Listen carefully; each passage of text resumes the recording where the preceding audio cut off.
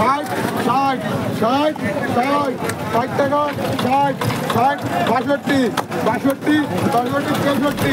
বন্ধুরা ভাবুন তো, সকালে নদীতে মাছ ধরলাম আর বিকালে বাজারে সেই মাছ পাইকারি দামে বিক্রিও করলাম। পুরো যাত্রাটা যদি চোখের সামনে দেখতে পান তাহলে কেমন লাগবে? আজ আমি আপনাদের নিয়ে যাচ্ছি সেই অভিজ্ঞতার ভেতরে।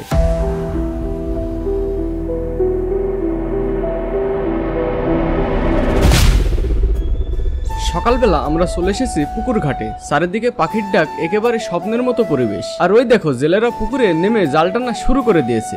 গত কয়েকদিন ধরে প্রচুর বৃষ্টির কারণে পুকুরে অনেক পানি বেড়েছে, তার জন্য জেলেদের অনেক কষ্ট হয়ে যাচ্ছে জাল টানতে। আমার সাথেই থেকো, মাছের পাইকারির দাম সম্পর্কে কিছুটা হলেও ধারণা দেব তোমাদের। এই দেখো কত বড় বড় মাছ লাভ দিচ্ছে, আর সাথে সাথে গ্রামের মানুষজনও যেন জড়ো হচ্ছে দেখতে। মাছ ধরা শুধু আনন্দই নয়, এটা গ্রামের মানুষের জীবনের একটা অংশ।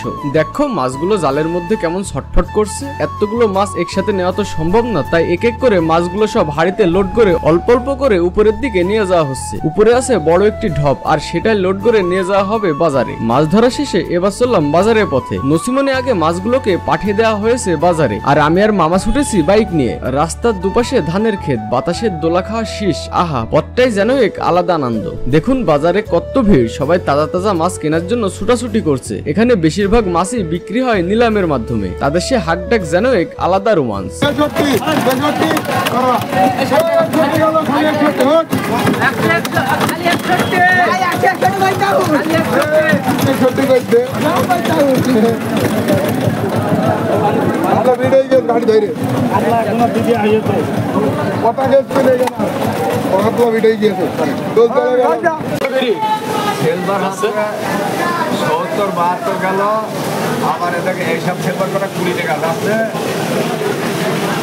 শেষমেশ আমরা পাইকারি দামে মাছগুলোকে বিক্রি করলাম। সকালবেলার কষ্ট যেন এখন সোনায় পরিণত হলো। তো বন্ধুরা, আজকের এই যাত্রা পুকুর থেকে বাজার পর্যন্ত শুধু মাছ ধরার বিক্রি নয়, এটা আমাদের গ্রামের এক অসাধারণ চিত্র।